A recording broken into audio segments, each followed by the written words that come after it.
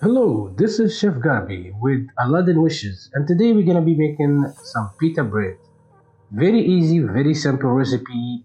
It takes some time, but let's do it.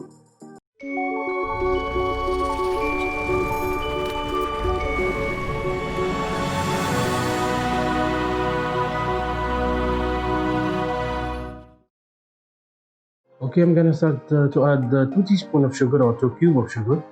With that, I'm gonna add 2 cups of water, and make sure the water is warm, not too hot and not too cold. If it's too hot, you're gonna kill the yeast, and if it's too cold, the yeast will not gonna get activated. And I'm gonna whisk and mix the water with the sugar until the sugar dissolves completely in the water. It takes about 1 minute or two, so be patient with it. After the sugar dissolves completely, I'm gonna add 10 grams of yeast. And at this point, we're gonna mix it very well with the water. Not too long, about 10 to 15 seconds. Okay, at this point, we let the yeast activate very slowly. It's gonna take about 10 to 15 minutes. I speed up the video so you can see the process of the yeast activate, and I wanna make sure that my yeast is fully activated before starting pouring any flours to make sure that the yeast is alive and it's good to go.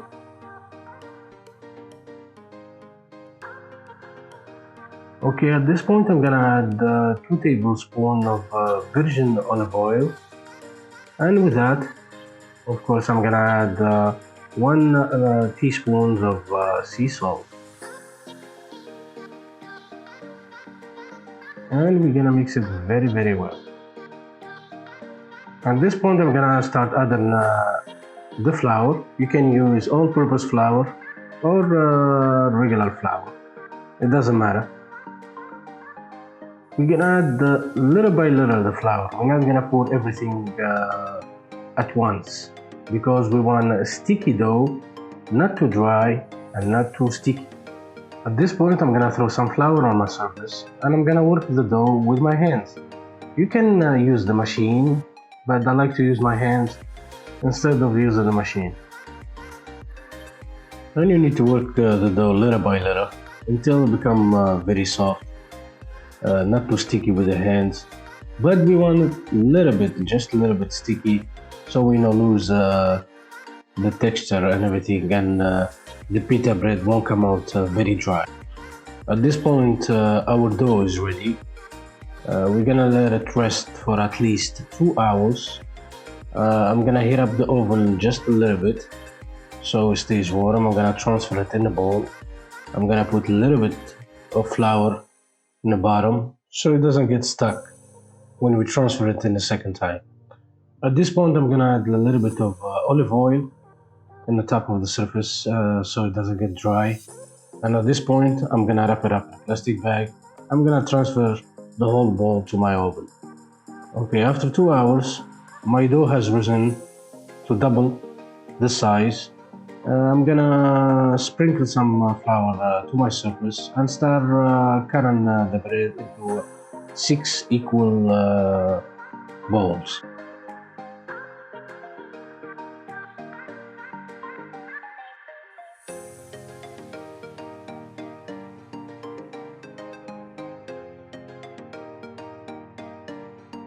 Okay, at this point, we're gonna split the dough into 6 pieces, and don't freak out if they're not the same sizes. Still, the pita bread will come out very good. And then finally, we're gonna cover them and let them rest for at least 20 to 30 minutes. After 30 minutes, our dough is ready for the final step. We're gonna sprinkle some flour to the surface and start making our pita for the final step. And we're gonna start flattening our bread one by one. And in the meantime, I'm gonna preheat my iron skillet pan to medium high. And finally, we're gonna cover them and let them rest for at least 15 to 20 minutes. Okay, now we're gonna grill the first pita. Usually I flip them every 20 to 30 seconds until they puff out. They're gonna form little pockets of air, and this is normal, don't freak out. After 2 or 3 flips, the dough will rise, and then you know that you're doing a great job.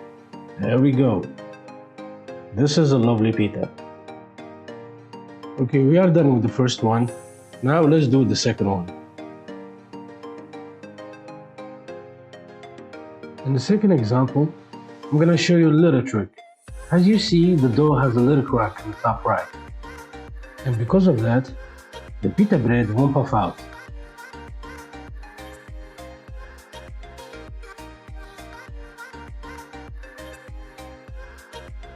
And here is the trick. If you see the steam coming out from one side or from the middle of the dough, use the spoon to close it. This will help the dough to puff out and rise as a beautiful pita bread.